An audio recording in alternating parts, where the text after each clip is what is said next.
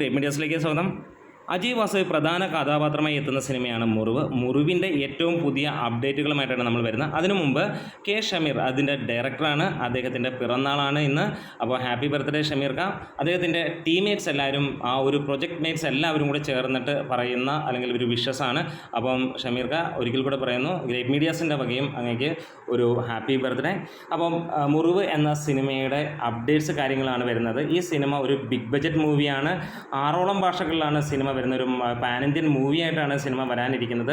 ഇവിടെ മലയാളത്തിലെ ഡബ്ബിങ്ങും കാര്യങ്ങളും എല്ലാം തന്നെ പൂർത്തീകരിക്കുന്നു. അതേപോലെ തന്നെ സിനിമയുടെ സോങ്സ് എല്ലാം കംപ്ലീറ്റ് ആയിരിക്കുന്നു. ആ സോങ്സിൻ്റെ റിലീസുകൾ 2 കഴിഞ്ഞിരുന്നു. അതേപോലെ ഇനിയിപ്പോൾ പെൻഡിങ് ആയിട്ടുള്ള വർക്കുകളായി പറയുന്നത് അന്യഭാഷകളിലേക്കുള്ള ഡബ്ബിങ് മാത്രമാണ് എന്നുള്ളതാണ്. ടോട്ടലി ഇതിൻ്റെ ബിസിനസ് സഹിതം എല്ലാം ത്രൂ ആയിരിക്കുന്ന ഒരു പ്രൊജക്റ്റായിട്ട് തന്നെയാണ് അറിയാൻ കഴിഞ്ഞിട്ടുള്ളത്. എന്തായാലും വരുന്ന ദിവസത്തിൽ അദ്ദേഹം പുതിയ അപ്ഡേറ്റുകൾ പുറത്തുവിടുന്നു എന്നുള്ളതാണ്. പ്രത്യേകിച്ച് സിനിമയുടെ റിലീസിനെ കുറിച്ചും അതേപോലെ തന്നെ നെക്സ്റ്റ് ട്രെയിലർ എന്നുള്ള ഒരു കാര്യവും കൂടിയാണ് അദ്ദേഹം പറയുന്നത്. അപ്പോൾ അതിനുവേണ്ടി കാത്തിരിക്കാം. എന്തായാലും മുറിവ് ഒരു മൾട്ടി ലാംഗ്വേജ് മൂവിയായിട്ട് തന്നെയാണ് വരുന്നത്. ഇവിടെ ഷാരൂഖ് ഷമീറാണ് അതിനകത്തിലെ മറ്റൊരു കേന്ദ്ര കഥാപാത്രമായി എത്തുന്നത്. അതേപോലെ തന്നെ അജയ് വാസുദേവ് കൂടെ വരുമ്പോഴത്തേക്ക് മലയാള സിനിമയിലെ മറ്റൊരു ആക്ഷൻ ത്രില്ലറായിട്ടാണ് വരുന്നത്.